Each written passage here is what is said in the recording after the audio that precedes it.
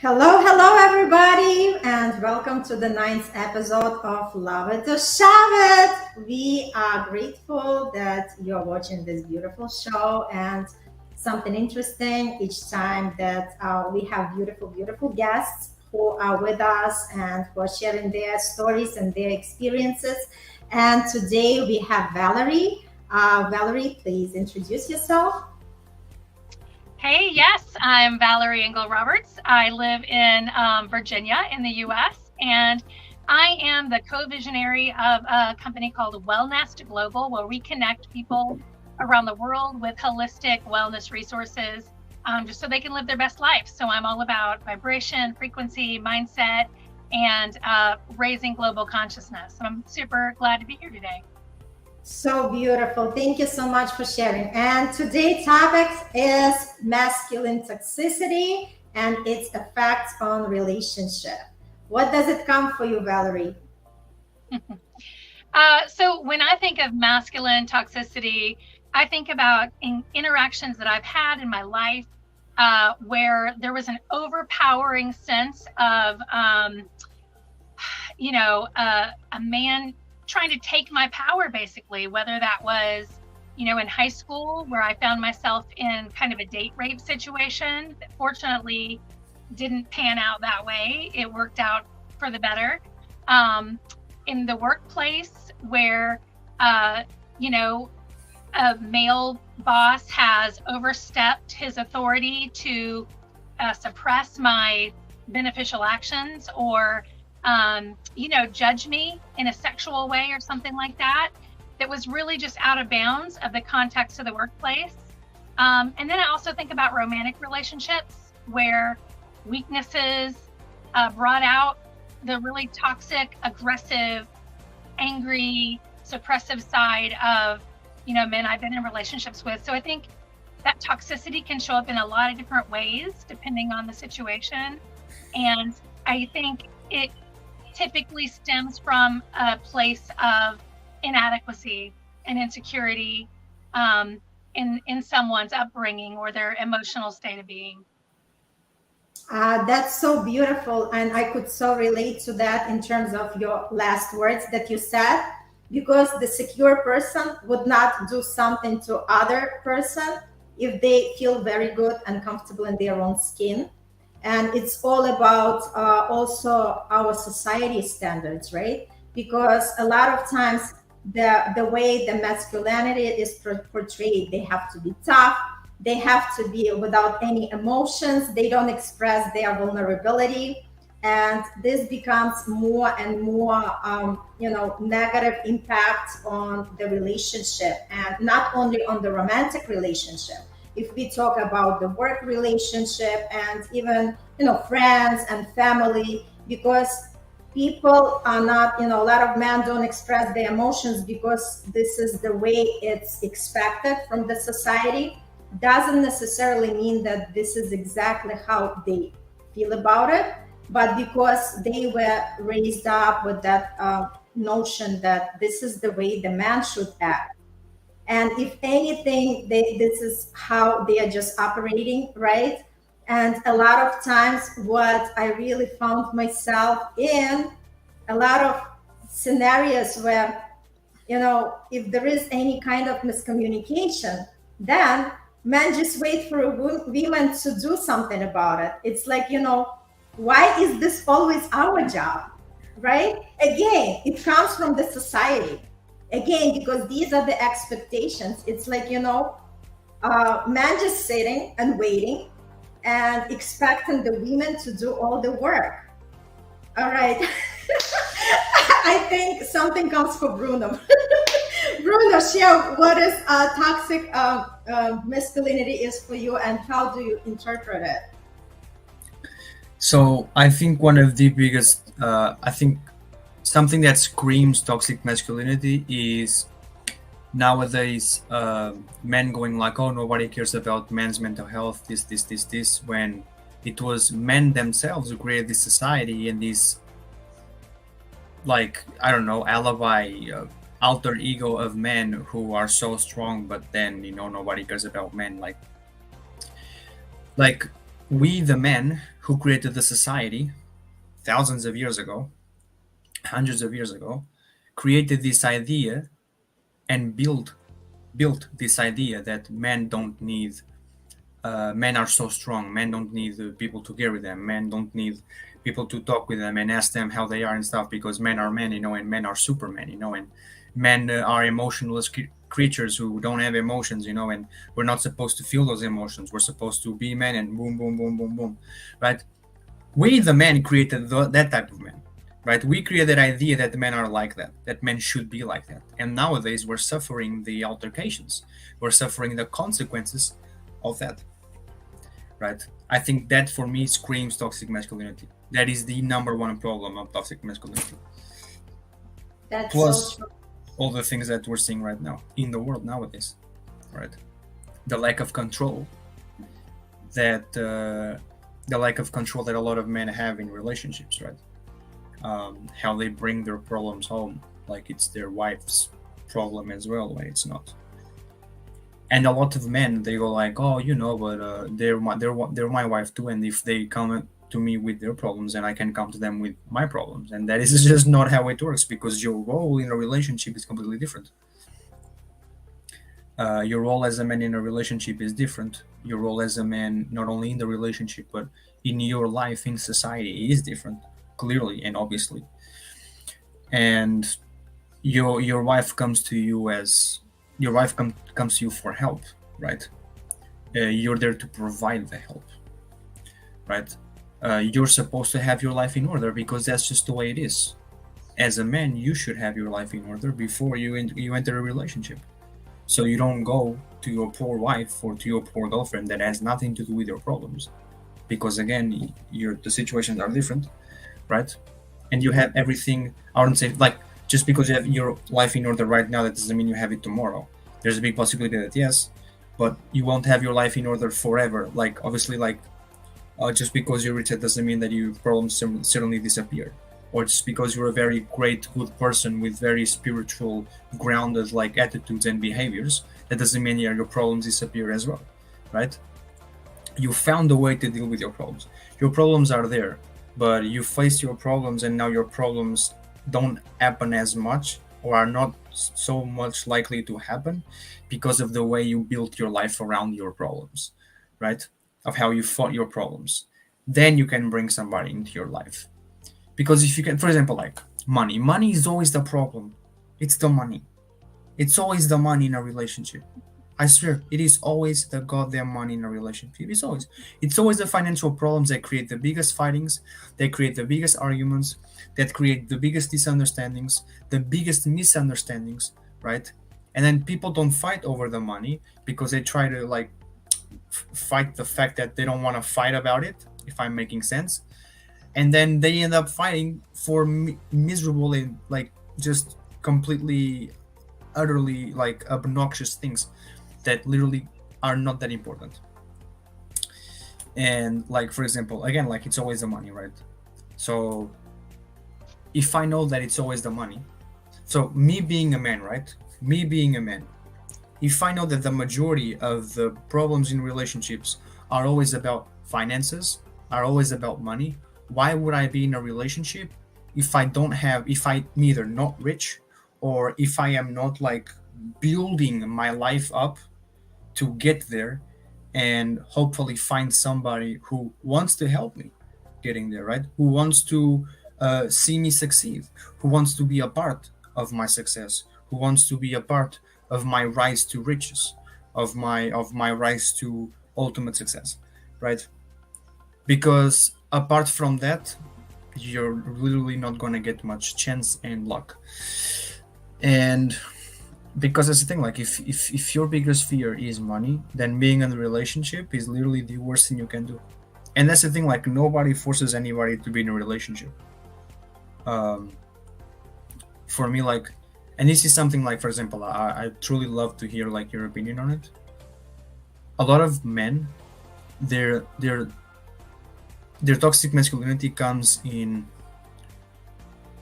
like almost shoving down other men's throats in society on how their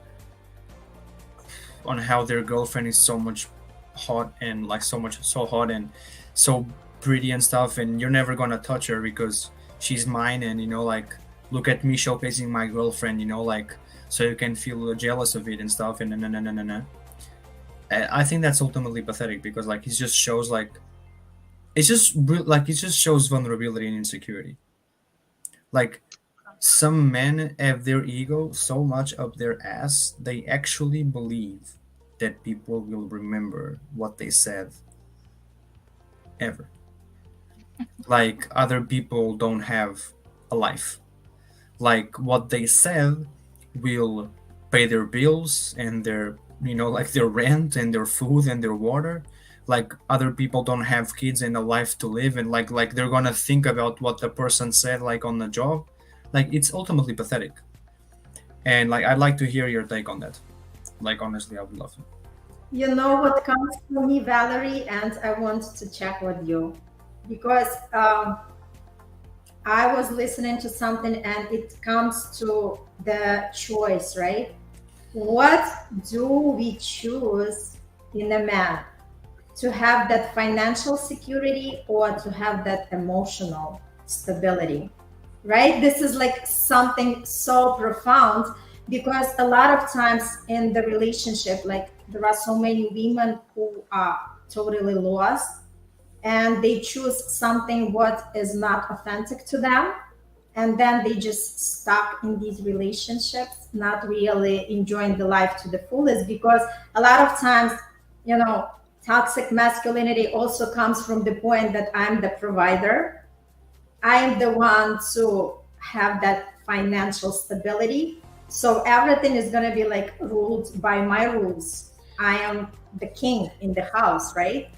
And this is also something, like I said, it all depends how we were raised, right? Because we were talking about it. It also stems from what kind of values we were instilled as we were kids and watching our families, and also what was going on around, and also how the society impact us and how much each woman is going to tolerate before she really just be done with that. So what does it come for you? So I want to go back to, something Bruno said early in the beginning was about how our society is mostly established now in that kind of, male dominated patriarchal sort of way. And that is something that has evolved, like you said, over hundreds of years. We know that there are examples of cultures where it's a matriarchal sort of dynamic, where women are revered as the wisdom keepers and the heads of the tribe and so on. So we know that exists, but the reality is we're living in sort of a world, a global dynamic where men have created the structure and they have set up a expectation that they will be the leader, the voice, the authority. If they have success, it's because they take responsibility for that. But if they have failure, then they take the responsibility for that.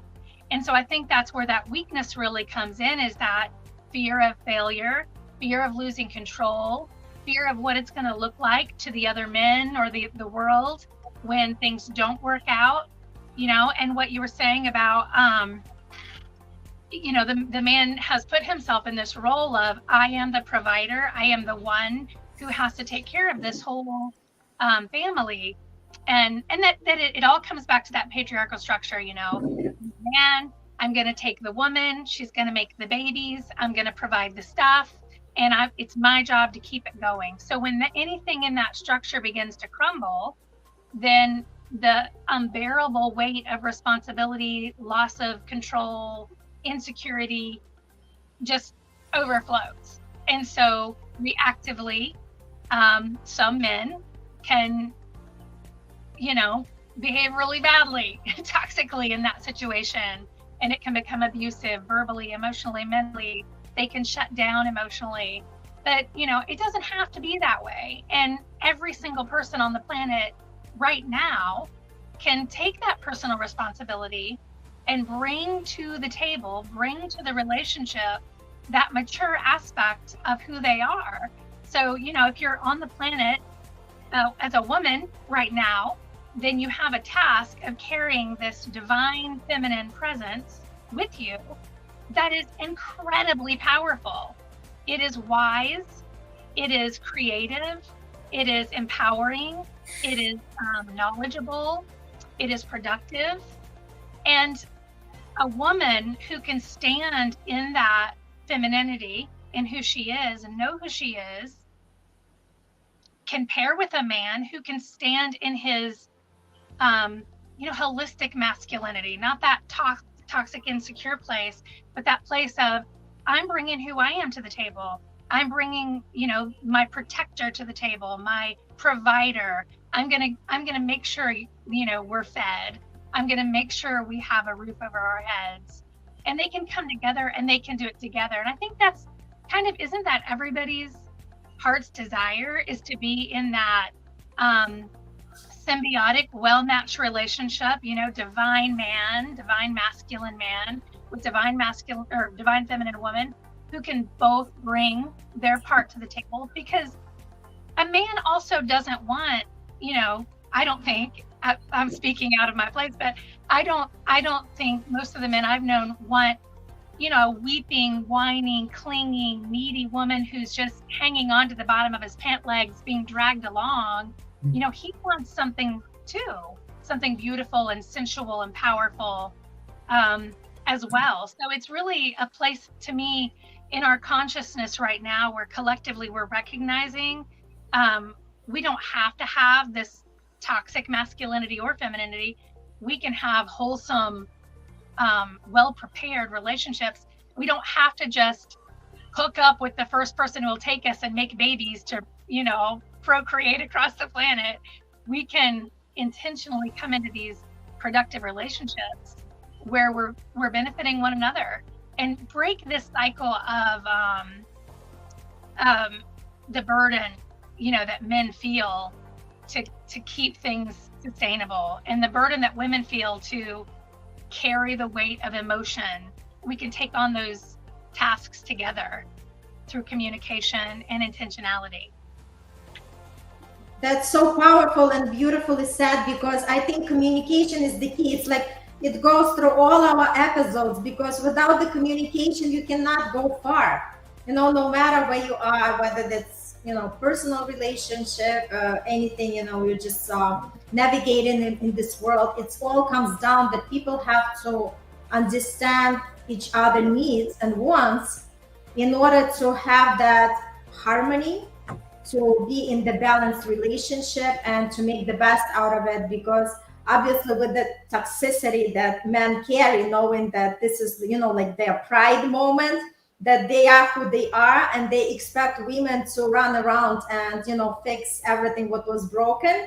I think it's also coming from that point that they don't want to take the responsibility for anything that they are doing. It's kind of just, they expect somebody to clean up the mess. And, in my personal experience, I had to fight like my personal boundaries through a lot of times. It's just because something was expected out of me, which I didn't feel that this is my obligation. And then you just have to be firm and stand your grounds, no matter what the outcome is going to be. Because either you're gonna just, chew it and say, what, that person could just, like stomp over me and, like literally, wipe his feet. Or I just have to stand in my power and say who I am and what I am and what I'm gonna allow or not allow for myself. So it also comes to that kind of scenario, because a lot of women are in situations, if they already have children, if they're in the marriages, and then they feel miserable and they feel like there is no way out. I think it's a good time just to start thinking about it. Like, really, where am I? And what is my role in this, kind of scenario? And is this the life that I want to continue living? Yes. Yeah. No, go ahead. Go ahead. Go ahead. It's your turn, Bruno. What are your thoughts on that? Yeah, I think like for example, uh, both of you were talking about, like how sometimes women, like they're clingy to men, like how some women like are clingy to men and stuff, and how, like, for example, as a man, like, we don't want that, like toxic masculinity, guys with that are toxic, uh, guys that have toxic masculinity, right? Like those guys, they want that because they want to, they love that, they love that idea that they can provide, but they don't want to provide for kind of the good of the woman. They want to provide for that idea of, I'm always going to be in control of you.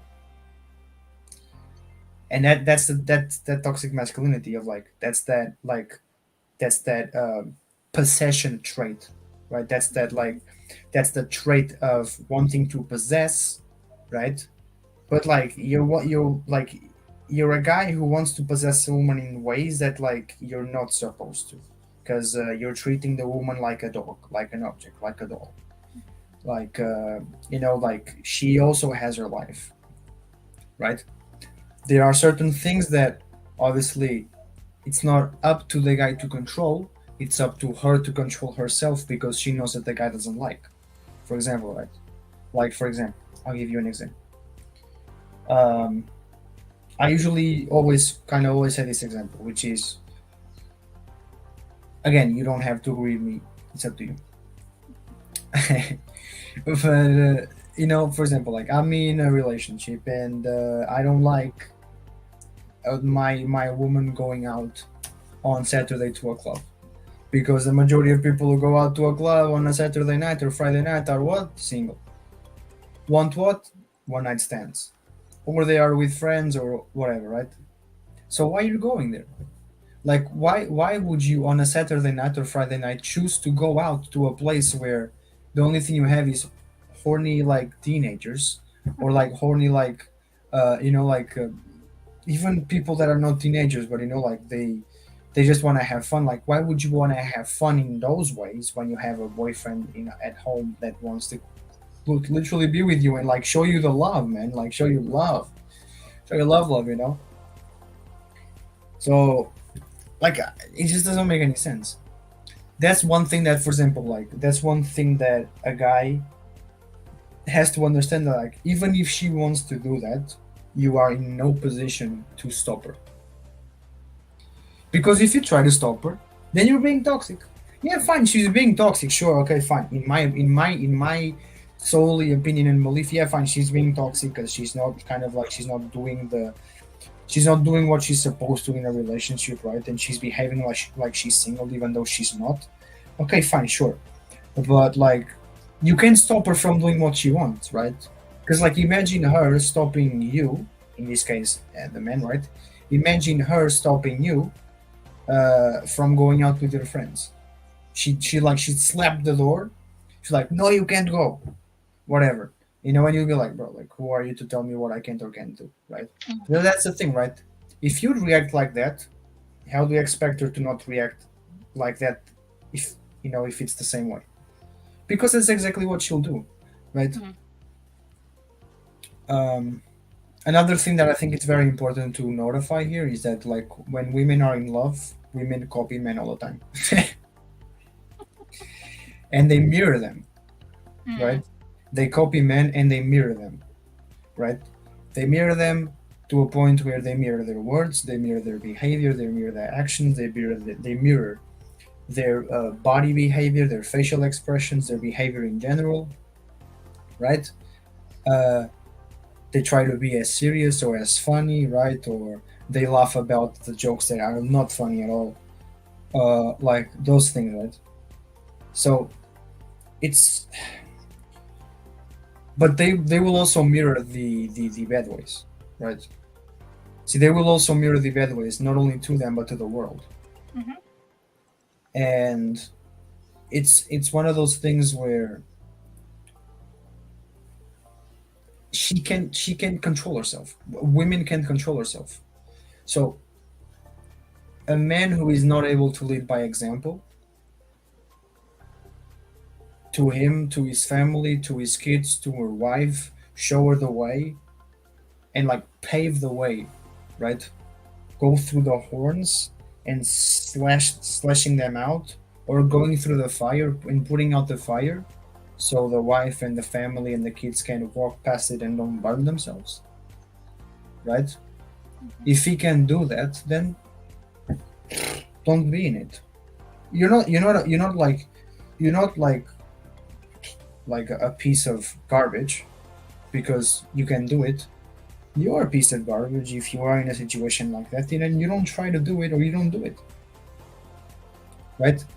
You're not a piece of garbage because you're not in a situation like that. You are a piece of garbage because you are in a situation like that, and you are not doing your 100% efforts to give the absolute best to your family, your wife, and your kids, or your girlfriend, right? Whatever. Um, Me, right? I don't have a girlfriend, right? And I'm single for like a long time. I've been single for a long ass time, and I am happy the way I am, right? And like it would be extremely hypocritical of me to be like with somebody now, knowing that I am not ready to be in a relationship. So why would I be in one? Doesn't make any sense, Right. right? What Yeah. makes sense for me right now, at being the age that I am, is building my wealth, building myself, increasing my net worth, increasing my mother's life, right? Slowly but surely giving her the best until one day I retire her. And then I can think about something else. Why not? I mean, love is always around the corner. That's what it is, right? But So let me ask you the question, both of you. What do you think about men expressing their emotions? I think it should happen more often. I think it just should. I Yeah. mean, like if you can't be in a relationship expressing your emotions, like if you can sit down and have a conversation, like if you don't even have patience for yourself, how are you gonna have patience for your girlfriend, which is probably 10 times more of a pain in the ass than you are, because with all the respect, with all the respect. Obviously, women, they want attention and they want love, and they're always asking for reassurance, which men honestly don't even understand, because I told you one thing once and then you say, oh, do I, am I, meh, meh, meh, meh, and like all those things, which is like normal and it's kind of cute as well. But it's, again, like you gotta have patience and you gotta be masculine enough to deal with their mood swings and to deal with their emotional, like, roller coasters, and to deal with their period pains, and like, all that stuff, right? Because that's just the way it is. You got to be masculine enough to deal with it, and you got to be. If you don't have patience for yourself, don't be in a relationship. You will not have patience for your wife or girlfriend, right? But Valerie, what tell us, what do you think? Yeah, absolutely, 100%. And I think everything we just talked about goes back to, we come into relationships so often, maybe from a place of inadequacy or need in our life. I didn't get this growing up, or I didn't have this, or I don't feel this way, so I'm going to try to fill that void with this person who can provide that. And it's a recipe for disaster. In our world today, there's no reason that men and women can't find their path. And, you can debate who it's easier or harder for, but we can find our path and we can be self sustaining and autonomous and sovereign. And once we can do that, and we know ourselves, we get to know ourselves quite well, which is, I respect what you're doing, Bruno, is that self development, personal development, financial development, getting to know who you are and what you want. Because I just feel that we've, as a globe, we've gotten to this place where we're rushing so quickly into long-standing relationships, and we often might agree on superficial values and might have some superficial boundaries. But when it comes to like deep-seated true beliefs and values and boundaries, we don't get into that because we're afraid of losing that other person. We want to cling on to them and attach to them to fill that void. And And then that's where the toxicity comes into play. So if we can be mature enough to not step into a committed relationship before truly knowing who we are, that's a huge, I think, a huge step toward being able to eliminate some of that behavior in a relationship.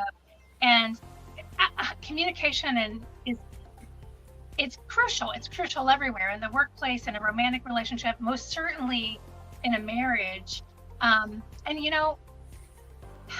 I'm sure people who are watching come from a multitude of values, religions, belief systems, and I don't want to insult anybody, but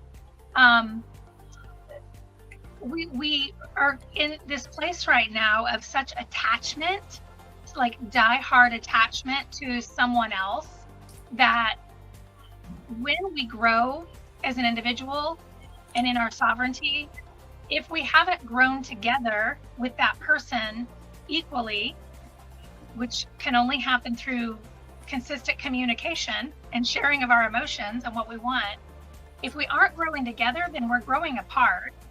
And then we ended up staying attached to somebody that we've emotionally detached from. And then all that resentment comes up, and then, the toxicity is going to explode. If it hadn't already, then it's definitely going to do it at that point in time. So, like, from personal example, I've been married 3 times, and in one of my marriages, there was just no communication. So when we would have a disagreement, my partner would shut down and literally not communicate for months at all. I mean, no hello, no what's for dinner, nothing. And obviously a relationship can't withstand that for a long time. And so, I learned a hard lesson in that relationship. I learned a hard lesson that I have to be really discerning that, the next person that I'm with has to be able to communicate. They have to be able to identify their emotions and be able to communicate them.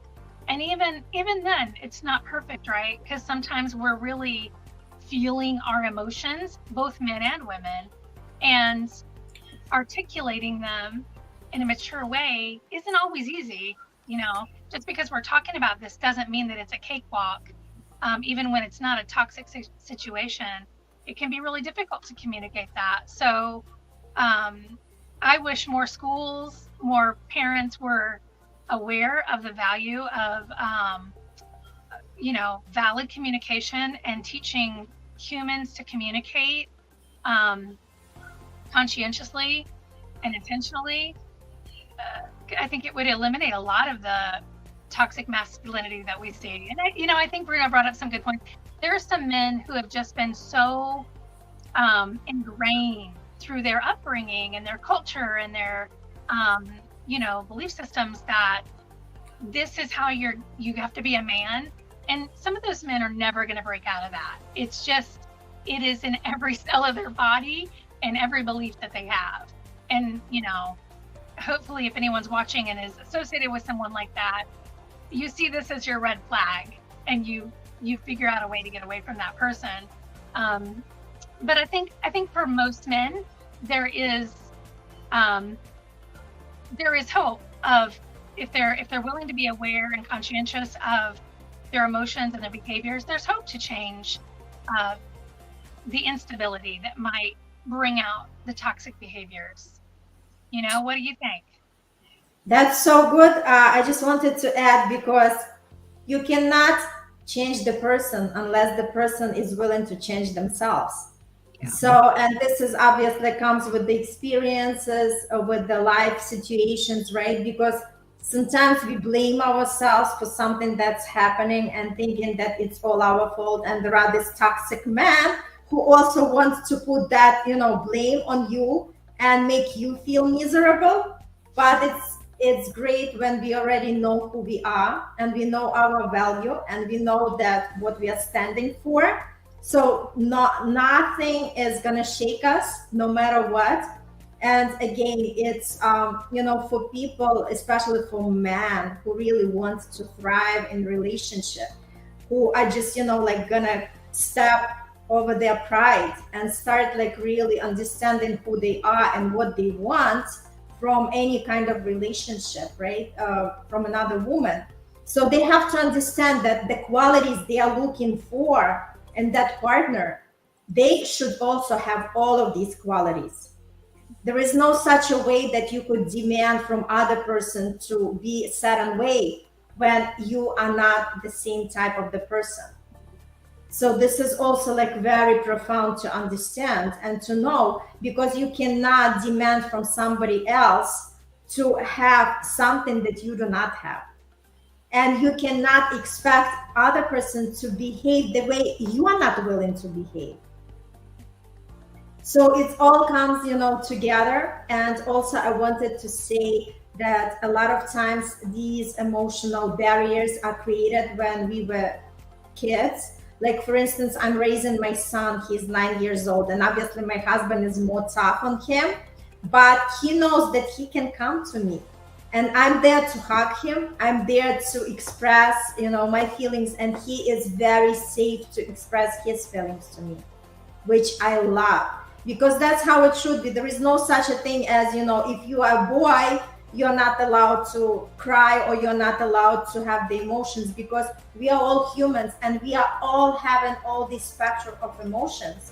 So it's very much understandable. But if we are going to just, kind of suppress these things, they are going to eventually show up either in our health or, in our relationship or in our life in general. For sure. So it's Like, very, very important. Yes, Bruno. for example, right? Here's the thing. I like with me, right? I'm gonna go straight to the point. With me, crying doesn't work. Straight up. Honestly, like that's just the way it is. Like crying with me just does not work, and I'll tell you why.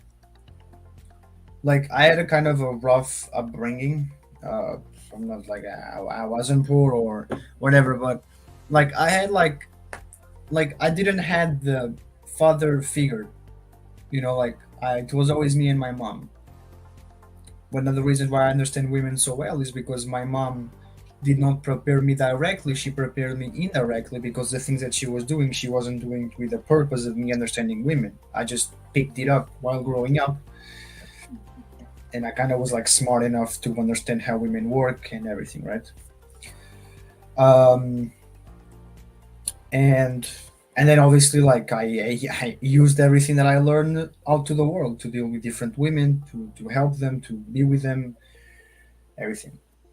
Um, Now you see, the thing is like once I had to turn more on my masculine, I picked up a lot of traits of my mom, because what I understood was that like I had to have a balance between toxic masculinity. I had to have a balance between masculinity to not like reach the toxic, right?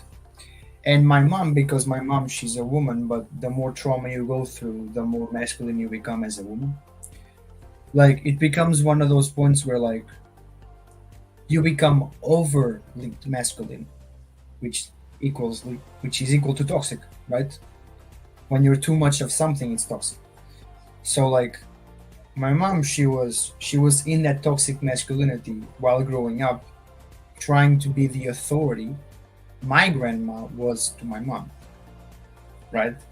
And because while we grow up and once we become parents, the majority of parents, literally 99.9% of them, don't know more but what it was taught to them, which means like even if they don't agree with what their parents did, they don't know nothing more, and they simply give up and they result to do the same things that their parents did with them. So like at the end of the day, like it becomes one of those things where like for me crying doesn't work, because um, I reached a point in my life where I was like, this is toxic. Like me crying about my own problems, like I can fix them, it's toxic. For me as a man, it's toxic, because that's not the point. The point is for you not for the point is like crying about your problems, like there's nothing wrong with crying. I'm talking about what works for me. Probably what works for me will work for somebody else in the audience, and if it doesn't, it doesn't. But for me, it doesn't work, and that's the exact reason why it doesn't work, because it doesn't fix anything. Like men and women are very different in fixing their problems. In fact, women don't fix their problems. Women just want advices, and they just want somebody to they can open up about their problems. But they have this idea, if I believe so, if I'm not mistaken, you can correct me if you want, obviously. But obviously, women like they have this thing of like talking about their problems means fixing them, which is just not true, right? As men, we don't have time to talk about our problems. We kind of do, but at the same time, we have that duty of go fixing them, right? And that was another thing about me not being toxic about crying about them. Like I can fix them. Of course I can. I'm a man. I can do anything, right? According to the society. But as a man, you always have to own up to that idea as well that you can do anything, right? Because again, as a man, not only you can do anything as you want, right? You can achieve anything that you want. You're born with no value. That's the worst aspect of being a man nowadays, and it was always like that, and it will continue to be even more and more and more and more, is that you're born with no value. But the best aspect of it is that you're born with no value, but you can build it. You can build your value. You can create your value. And women can as well. But it's a different type of it's different. It's just different. And for me, a man who cries is toxic because I mean you're not owning up to what being a man is. Yeah, You I Like know think what? I think Bruno, yeah, I think, see, we are both started to talk. I think you're generalizing all women because there are so many women who are much stronger than men. Just because the way no. that we weaker, we are actually stronger. If anything happens, women know what to do and how to take the charge. Women who are left out with children, and it's their responsibilities to become to raise these kids and do the best what they can, and you could relate to that. But my point is, you are mixing up. Crying is not just the sign of weakness. Crying is the part of expressing your emotions, and emotions are very important to express whatever way you find it comfortable. If somebody feels like screaming, they would scream. If somebody feels like crying, they cry. But the point is, the emotions have to be let out. They cannot just be stuck and just saying that everything is okay. You're not going to fix anything if you're not going to express yourself. Yeah, like so like I'm gonna yeah, so you're totally right, 100% right. And Valerie, you were probably going to say the same thing, so you're right as well. But it's just one of those things where like the point is like it's like I said like I believe so. I don't want to contradict myself, but I did believe I say like there's nothing wrong with crying. It just doesn't work for me. Yeah, which is fine. Which Yeah, is fine. Yes. You just said that but it doesn't work for you, right? But yeah, we are just saying that it's okay to recognize all the emotions. And just because the society doesn't expect men to cry, it totally. doesn't mean that if somebody has, because you have to understand, we are all having different sensitivity level. Yes, Some yes, yes, yes. people are more sensitive, and it doesn't matter who you are as a gender, a man or a woman. If this is something that release your stress, if this is the way for you to, like let go of everything that's not needed to be inside of you, to release that energy, I think it's a perfect way. What do you think, Valerie? yeah, I mean, I think we've kind of hit the core of the topic, right? So, um, you know, we all have emotion. Humans Mhm. have emotion. We're emotional beings. When we're in a place of energetically positive, high vibrational emotion, we are going to manifest more things that we want, right? And then, but we all get into the negative emotion. It's just part of the human experience to help us discern and to grow and to learn. And so we all have those negative emotions: guilt, fear, shame, anger, sadness, frustration, whatever. And it's this is it, right? So women tend to be generally better at noticing, like, I have this emotion and I need to move through it. And if I move through it healthily and positively, then I'm going to come out the other side and be able to communicate in a positive way. And one way that I do that is by calling up my girlfriends and talking it out, because I know they'll hear me and they aren't going to try to fix it like a man is generally.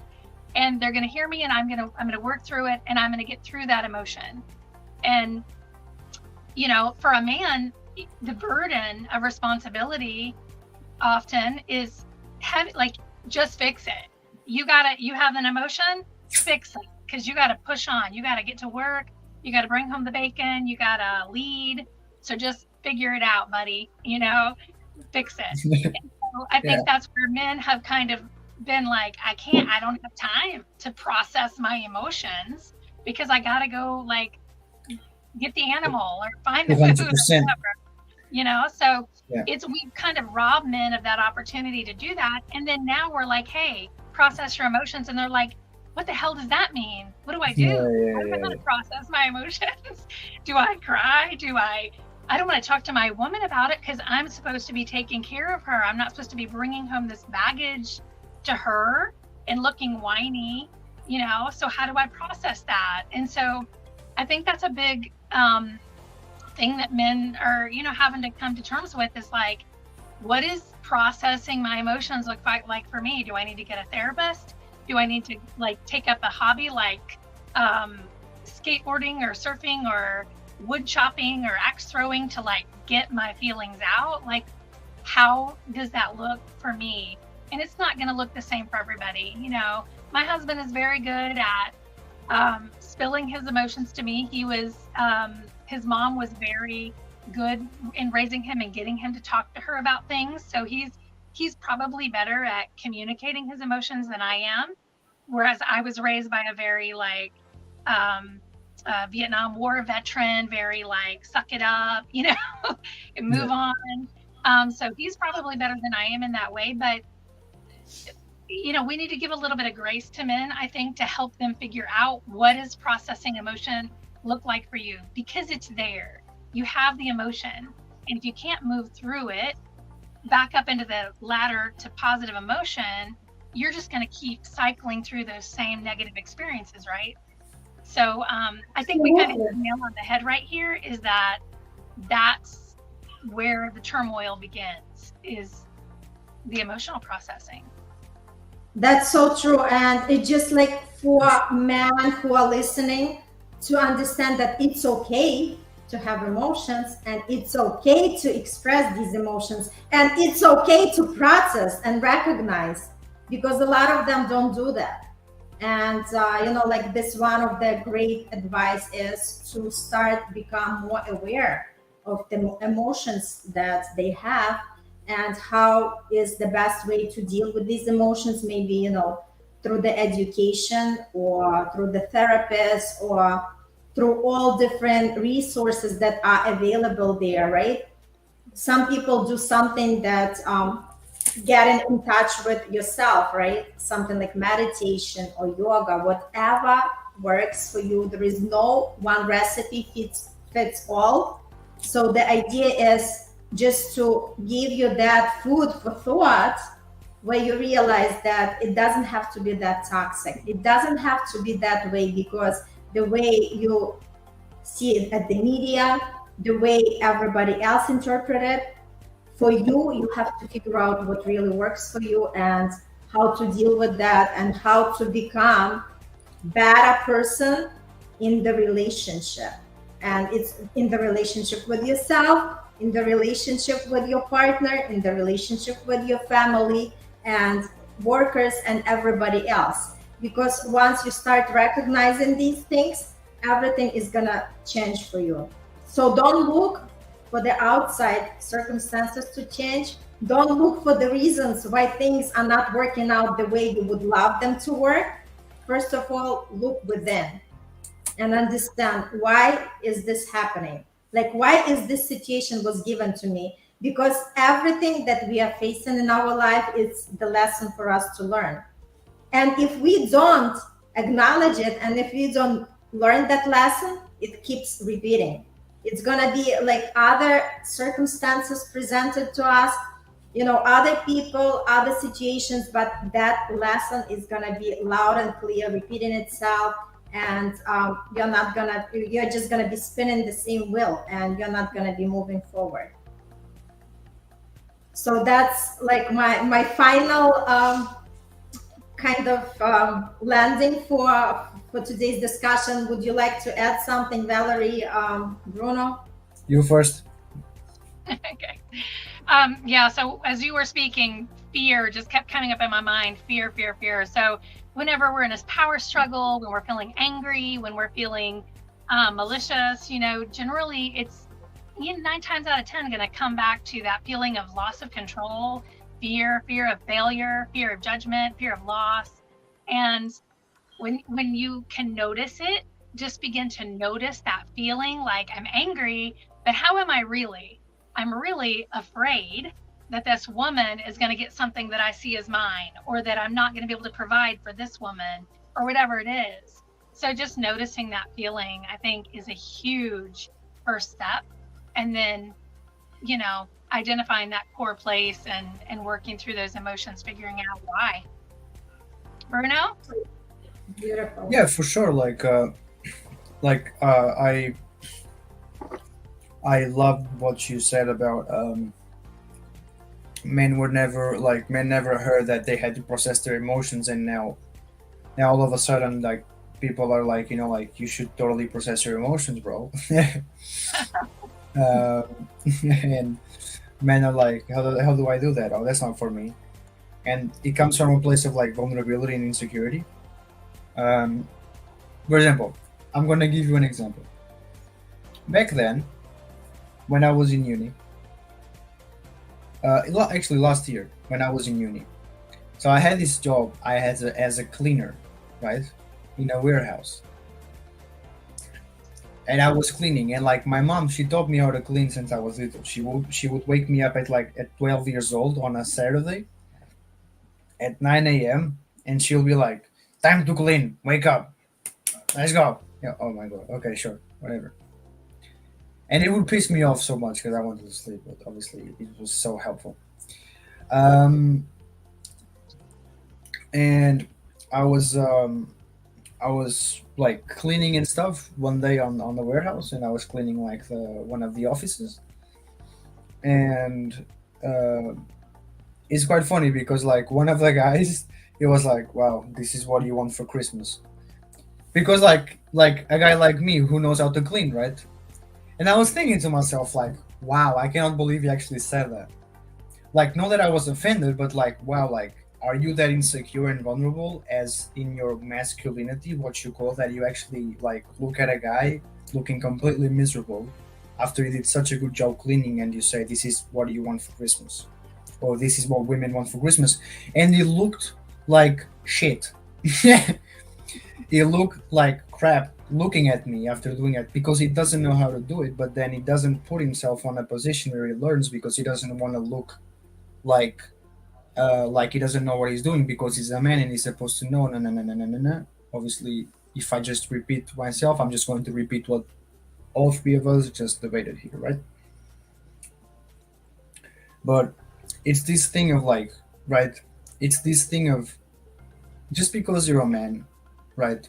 It doesn't mean you can cry again. I was talking about my own perspective. I was talking about my own ways of dealing with myself.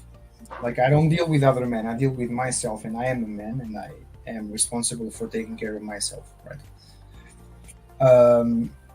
So that's how I deal with myself. But if you like to cry, if you have doubts about your problems, if you simply would like to cry in your mother's shoulders, or in your father's shoulder, or in your just whatever, like, the most important thing is to have someone who understands you and sees how open-minded you are, right?